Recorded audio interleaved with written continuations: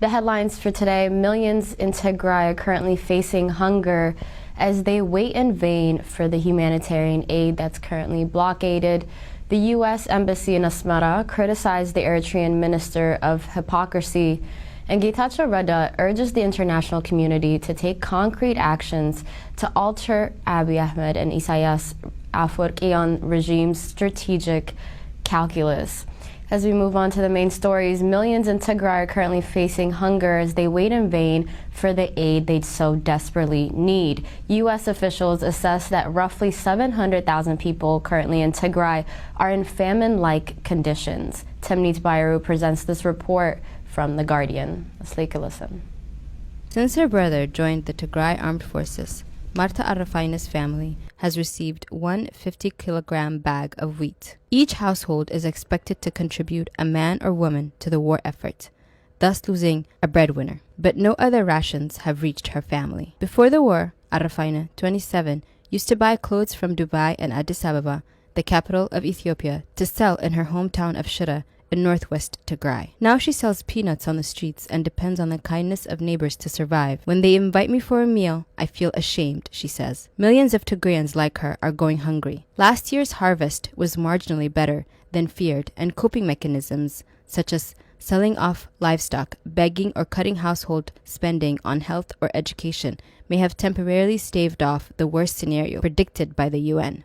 But last Wednesday, Tedros Adhanom, the head of the World Health Organization, said there was nowhere on earth where the health of millions of people was more under threat than in Tigray. U.S. officials estimate about 80% of Tigray's population is still food insecure, up from 15% before the war broke out in November 2020. Malnutrition rates have risen to 13% for children under 5 and more than 60% for pregnant and lactating women. Local people say food prices have doubled and in some cases have risen by 400%. We still assess that roughly 700,000 people in Tigray are in famine-like conditions. Since July, Tigray's population of about 5.5 million has been under what the UN has described as a de facto blockade imposed by the Prime Minister Abiy Ahmed. 8 months since the occupying Ethiopian army withdrew from Tigray, less than 10% of the food aid needed has made it to Mekelle, and not one aid truck has arrived to Tigray since mid-December. Communication and banking services have been shut down. Mekelle's Aida Referral Hospital is at the center of the humanitarian crisis. Until last month, barely any medication or hospital supplies had been allowed into Tigray, and the 500-bed hospital is still not receiving its monthly budget. Almost all medical units are on the brink of total failure. Before the war, the hospital had availability of about 80% of essential drugs, says a Mekelle doctor. Currently, it is down to 11.8%. And not only that, we have a huge number of patients flooding in because they think they will find medication here. According to the UN, more than 3/4 of the 63,000 HIV patients who were receiving treatment before the war are now no longer visiting health facilities. Those who come receive expired medications, but stock will soon run out. The government of Tigray claims fighting in Afar has mostly ceased and that bureaucratic obstacles to moving aid into Tigray had been in place for months before it began. On March 7th, it claimed hundreds of thousands had already died of hunger. Why can't Abiy allow unfettered humanitarian access into Tigray? Asks a diabetic patient at the hospital. Why is he using aid as a bargaining chip? Are we not Ethiopian? In February, a convoy of 20 trucks was given permission by the central government and the Afar authorities to travel into the region. Recently, it was looted under the watch of local authorities in Afar. This makes talks open up other routes through Amhara, a region with especially hostile relations with Tigray and which has been closed to convoys since July. Even more pressing, I think now they might be open for these discussions, says an aid worker in Addis Ababa. Not necessarily to agree, but at least they are open for discussions. Dawit Gabramariam, 35, was a metal worker in western Tigray until the war forced him to leave. Today, he sells napkins and plastic bags on the streets of Shira. Both his brothers have joined the Tigrayan forces. They are fighting a government which is doing everything it can to cleanse the people of Tigray from this earth, he says. He has received food aid only once, 4 months ago. He added people are just trying to survive. Famine continues and the ongoing blockade is still in full effect. Getachew Reda urges the international community to take concrete actions to alter the Abiy Ahmed and Isaias regimes of strategic calculus. In an article that Getachew wrote on foreign policy, Getachew Renda, a member of Tigray Armed Forces Central Command, showed how the international community's strong morale stand on Ukraine is not completely universal. The unprecedented unity of the liberal democratic world against Russia's invasion of Ukraine is admirable. In addition to rallying its allies and the broader international community behind Ukraine, the United States made a powerful case against Russia in the United Nations Security Council and the Human Rights Council as well. U.S. Secretary of State Antony Blinken severely criticizes Russia for its conduct in Ukraine, underscoring its flagrant violations of international law. He accused Russian forces of deliberately targeting schools, hospitals, critical infrastructures. He also accused Russia of using euphemism language to refer to its invasion of Ukraine. Blinken further exhorted members of the council to refrain from saying that both sides bore equal responsibility for unprovoked acts and attacks of one side, demanding moral clarity as well as unity. In praising global protests against Russia's aggression in support of the rights of Ukraine, Blinken emphatically stated that if we allow the rules of the international order to be flagrantly trampled anywhere, we weaken them everywhere. But this strong morale stand isn't universal. Indeed, many of the principles that Blinken enunciated regarding Russian aggression also apply perfectly to the conflict in Ethiopian region of Tigray, as Getachew stressed in this article. He also said Ethiopian Prime Minister Abiy Ahmed and Eritrean dictator Isaias Afwerki and their ethnic Amhara expansionist partners have disseminated Tigray completely, with the vast majority of health facilities deliberately destroyed and looted, reversing decades of progress on the health care provisions. He also added that invading forces have also systematically raped women and girls, leaving them with enduring physical and psychological scars, plundered Tigray's wealth, destroyed socio-economic institutions, murdered innocent civilians, used hunger as a weapon of war to bring Tigrayans to their knees, and vandalized service-providing infrastructures. Despite having copious amounts of evidence showing Abiy Ahmed's and Isaias Afwerki's premeditated aggression and subsequent destruction of Tigray, the international community's routine rhetoric has devolved into attempts to appropriate blame for the war on Tigray, and not on the basis of discernible facts, but just on the genesis and the conduct of the conflict, but on the need to appear even-handed. The utmost shot is, Getachew said, the establishment of parity between the aggressor and their victims. Getachew noted that not unlike Putin, Abiy deployed tanks, artillery, jets, helicopters, and tens of thousands of soldiers, first for routine law enforcement work. Abiy also invited foreign power, the Eritrean army, to invade Tigray from multiple directions, where they would go on to commit some of the most heinous atrocities against the people of Tigray. Outside powers, also included such as Iran and Turkey, have also intensified and prolonged the conflict by providing the Abiy Ahmed regime with modern weaponry, including drones, operational expertise, and needed them to run as well. In the case of Ukraine, the West is feverishly attempting to arm its military for self-defense. In the case of Tigray, outside of powers with an axe to grind against Tigray, such as Eritrea, and those seeking to secure strategic foothold in the region have jumped on the bandwagon with the aggressors, as Getachew underlined within this article. Again, according to Getachew, the predictable outcome of Abiy Ahmed's cruel siege is that thousands of Tigrayans have already perished from hunger and easily preventable diseases owing to the lack of food, life-saving medical supplies because of the ongoing blockade. Thousands are dying out of sight as the consequences of the blockade of Tigray telecommunications blackout and even fuel-related transportation problems make it virtually impossible to send and receive timely updates on developments in hard-to-reach areas.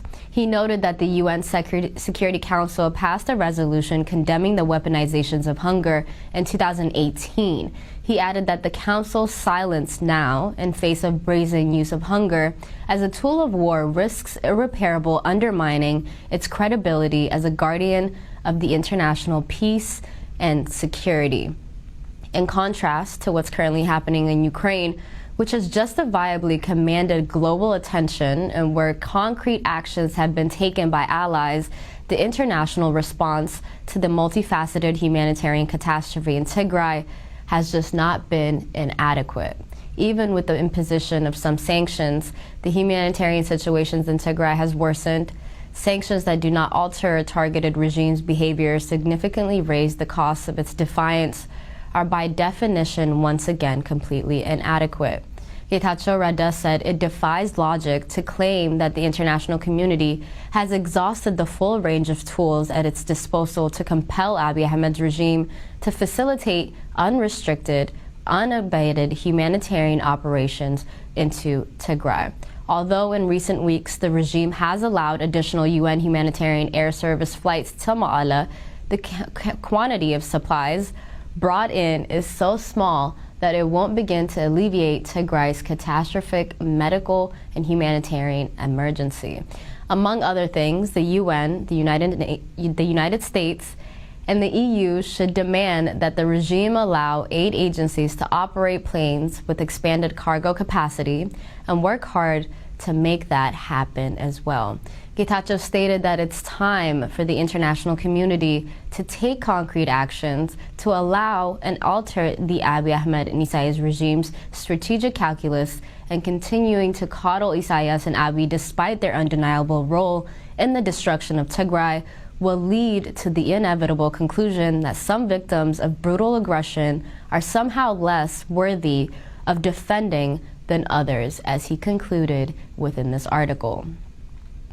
As we move on to the next story, Egypt deepens military ties with Sudan as Ethiopia moves forward with the Nile Dam. Egypt and Sudan continue to build on their military relations amid rising tensions with Ethiopia, and the third filling phase of the Grand Ethiopian Renaissance Dam is approaching despite the negotiations' halt. Egypt and Sudan held a high-level military talks on March 16th. Egyptian Chief of Staff Lieutenant General Osama Askar hosted his Sudanese counterpart, Lieutenant General Mohammed Othman al-Hussein in Cairo within the same scope of the 8th meeting of the so-called Egyptian-Sudanese Military Committee. The two generals and their delegations discussed boosting military cooperations, joint training, and exchanging experiences, according to a statement by the Egyptian army. The visit comes as Ethiopia began draining the middle passage of the Grand Ethiopian Renaissance Dam, according to recent satellite images, in a move asserting Addis Abeba's intention to execute ramping works in the dam body in the lead up to the third filling process. The dam's reservoir is filled during the rainy season from June all the way to September. The annual storage level depends on the height of the middle passage of the dam. The two armies had conducted joint military ground and air exercises in the month of May in 2021, dubbed Homat El Nile, also known as Guardians of Nile. These exercises followed other joint air exercises called Nile Eagles that took place in November 2020 and April 2021. David Shin, former U.S. ambassador to Ethiopia, told Al Monitor that the military talks held in Cairo involving Sudan and Egypt cover a variety of issues, including relations with Ethiopia. He said the goal of these talks, to give the impression, is that Egypt and Sudan intended to put more pressure on the government in Addis Ababa. The military cooperations between Egypt and Sudan stirred the ire of Ethiopia, which seems then as indirect warning messages of the GERD crisis. Further complicating the current scene, Ethiopia announced on the 20th of February that the Grand Ethiopian Renaissance Dam partial operation through limited electricity generation for the first time is in a move condemned by the two downstream countries. Despite the GERD crisis recently wanting international momentum amid the West's preoccupation with Russian and Ukrainian war, the conflict is likely to resurface to the international spotlight with the kickoff of this third filling phase if this step is completely unilaterally by Ethiopia alone. Ethiopia is currently arresting ex-members of Tigray's interim government. Ethiopian authorities have detained several members of their government's last administration in the conflict-ravaged region. Daniel Bakala, Chief Commissioner of the Ethiopian Human Rights Commission, did not name the officials and has declined to comment on the reason for their arrests. We know about the arrests of at least 8, he told the Reuters, adding that some of the prisoners had been sent to Tigray's neighboring region of Afar. The spokesman for Ethiopian Justice Minister Gideon Timotheos, Federal Police spokesman Jalen Abdi, and Afar Regional spokesman Ahmed Koloita did not immediately respond to requests for comment. Many of these arrests were working on behalf of the government, and they included one member of the ruling party, said a lawyer working with the detainees and a source close to the detainees, both asking not to be named for fear of reprisal. But the Tigrayan army forced the Ethiopian forces out of Tigray at the end of June 2021, and the fighting has now mostly ground to a stalemate. The lawyer and the sources said 12 Tigrayan officials, an activist, and another man were arrested in the series of raids on the 7th and 8th of March. They have not yet been charged of any, and reasons for the arrest are unclear. The lawyers have concluded that the detained who served under Ethiopia's federal government include Avera Negus, the former head of Tigray's Justice Bureau, the lawyer and the sources said. The others include a member of Abiy's ruling Prosperity Party, an administrator for one of Tigray's 6 zones, and deputy director of the regional state media. The United Nations has said at least 15,000 Tigrayan civilians were arrested or imprisoned across Ethiopia under the state of emergency that was declared in November of last year and then lifted just last month. The U.S. Embassy in Asmara criticized the Eritrean Ministry of Hypocrisy. The embassy issued a statement regarding a tweet by Yamana Gabrameskel, Eritrea's Minister of Information, in which he criticized the U.S. electoral system. Yamana Gabrameskel's comments was based on an allegation by the Amhara elite diaspora group that claimed Congressman Bradman Sherman took $50,000 US in bribes from TPLF proxies to sanction Ethiopia and Eritrea.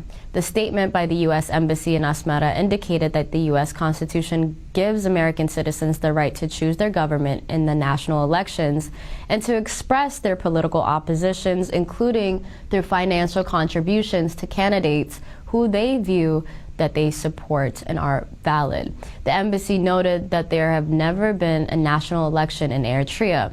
As the G15, too many other Eritreans can attest, citizens who express dissent are labeled traitors and then thrown into jail, as the embassy stressed. The embassy welcomes Minister Yamana's views on the American electoral system, including his concerns about the campaign financing, which many Americans share, and which is a matter of ongoing debate in the United States. The statement said American democracy is a work in progress. It added that the real profound issue, however, is the fact that the Eritrean Constitution that was ratified and promulgated in 1997 has not been implemented. The United States urges the Eritrean government to live up to its international agreements with its commitments to its own citizens by implementing the 1997 Constitution, allowing elections that would enable Eritreans to choose their government, and permitting all Eritrean citizens to freely express their views, even if they disagree with the particular government policies.